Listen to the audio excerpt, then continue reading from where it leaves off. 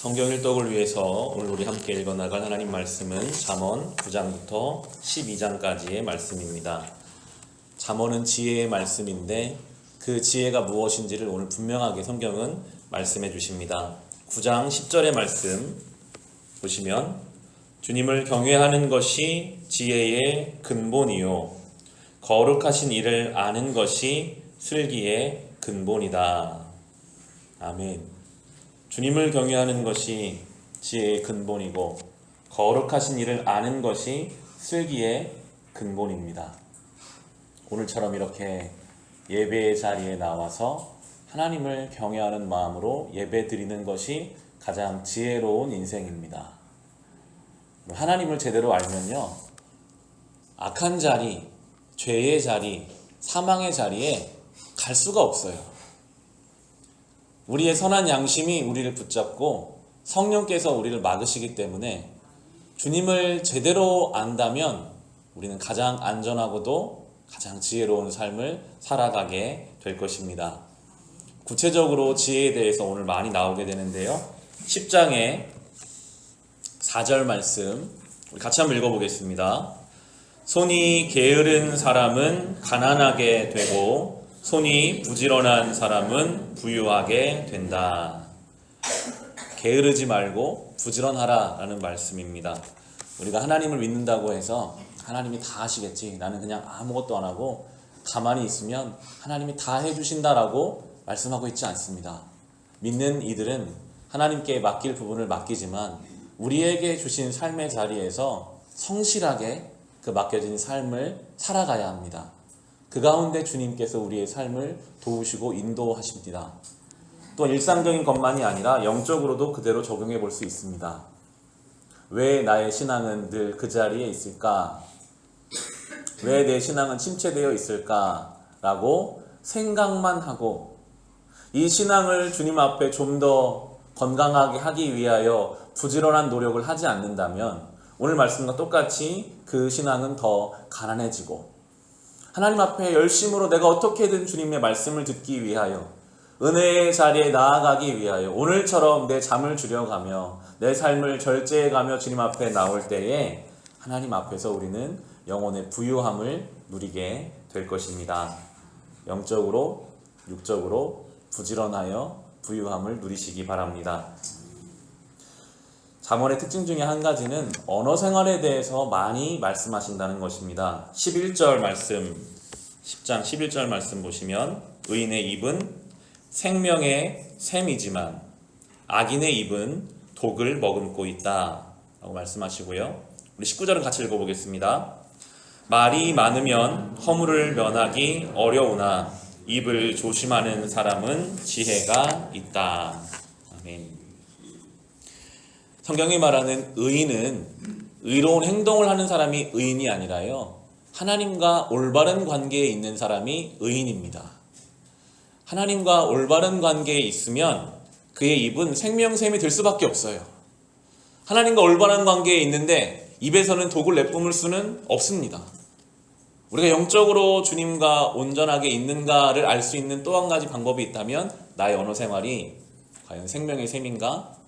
아니면 하나님을 사랑한다고 하면서도 내 입으로 나오는 말들은 마치 독과 같이 다른 사람들을 죽이는 말인지를 잘 살펴보아야 합니다. 우리는 늘 미숙하기 때문에 잠언은 아예 그렇게 말하죠. 말이 많으면 허물을 면하기 어려우니 입을 조심하는 사람은 지혜가 있다. 가장 쉽게 할 수 있는 것이 말이고 가장 큰 실수를 할 수 있는 것도 말입니다. 오늘 이 잠언의 말씀을 기억하시면서 말을 많이 하기보다는 말을 줄여가며 행함으로 그 맡겨진 삶을 살아가시는 지혜가 있으시기를 바랍니다. 10장의 12절 말씀, 저는 이 성경 말씀에 줄을 이렇게 딱 그어놨는데요. 같이 한번 읽어보겠습니다. 미움은 다툼을 일으키지만 사랑은 모든 허물을 덮어준다. 아멘. 사랑은 결국에는 덮어주는 것입니다. 여기 덮어준다는 말은 무조건 모든 잘못을 아무런 것도 없이 덮어준다는 아닌 것 같아요. 하나님이 우리를 사랑하시지만 때로 우리의 죄를 들춰서라도 그것을 바꿔내시잖아요. 그런데 궁극적으로 덮어주겠다라는 마음으로 들춰내는 거예요. 하나님께서는 우리에게 죄를 지적하시지만 그 죄가 혹시 안 고쳐져도 끝까지 우리를 덮어주실 분이시기 때문에 그렇게 사랑이 완성되어 가거든요. 우리의 사랑의 목표는 결국에는 덮어주는 것입니다. 그러나 지금 내가 해야 할 말이 있다면 내가 이 사람에게 이 말을 사랑으로 하고 고쳐지지 않아도 내가 너를 덮어주겠다라는 마음으로, 그렇게 되지 않으면요 미움이 되고 다툼이 됩니다. 덮어주는 사랑의 사람이 되시길 바랍니다. 그것이 지혜로운 인생입니다. 덮어줄 때 하나님이 주시는 그 은혜를 경험해 가시기를 바랍니다. 한 장 넘기셔서 25절 말씀 같이 읽어보겠습니다. 회오리 바람이 지나가면 악인은 없어져도 의인은 영원한 기초처럼 꼼짝하지 않는다. 회오리 바람은 악인의 삶에도 불고 의인의 삶에도 붑니다. 우리가 하나님을 믿고 예수 그리스도를 구주로 영접하여 살아가지만 성경의 표현에 따르면 우리의 삶에도 회오리 바람 같은 어려움은 찾아올 수 있습니다. 그런데 우리의 소망은 무엇입니까? 회오리 바람이 불어와도 우리의 기초는 흔들리지 않는다. 심지어 다 무너져도요, 우리의 기초이신 예수 그리스도가 영원히 그 자리에 계시기 때문에 우리는 언제든지 다시 시작할 수 있습니다. 어렵지만 이 말씀을 붙잡고 살아가시기 바랍니다. 혹시 회오리 바람 중에 있는 것 같은 삶의 환경 속에 있으시다면 다 무너져도 주님은 늘 그 자리에 계시니까 다시 시작할 수 있다. 주님이 나를 도와주신다라는 그런 담대함으로 참된 의인의 길을 살아가시기 바랍니다. 우리 마지막으로 11장에 25절부터 28절까지의 말씀 같이 읽어보겠습니다. 남에게 베풀기를 좋아하는 사람이 부유해지고 남에게 마실 물을 주면 자신도 갈증을 면한다. 곡식을 저장하여 두기만 하는 사람은 백성에게 저주를 받고 그것을 내어 파는 사람에게는 복이 돌아온다. 좋은 일을 애써 찾으면 은총을 받지만 나쁜 일을 애써 추구하면 나쁜 것을 되받는다. 자기의 재산만을 믿는 사람은 넘어지지만 의인은 푸른 나뭇잎처럼 번성한다. 아멘. 얼마나 귀하고 놀라운 지혜의 말씀인지요.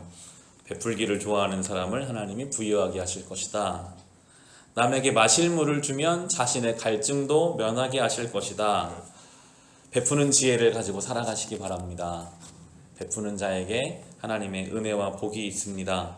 자신의 재산을 믿는 사람이 아니라 하나님을 믿는 푸른 나뭇잎 같은 번성하는 인생이 되시기를 바랍니다. 잠언 말씀이 참 귀합니다. 한 구절 한 구절이 우리의 삶에 참 귀한 영약과 같습니다. 이 말씀을 오늘 하루 묵상해 가시면서 한 구절 한 구절 삶에 적용하는 지혜로운 인생이 될 수 있으시기를 주님의 이름으로 축원합니다.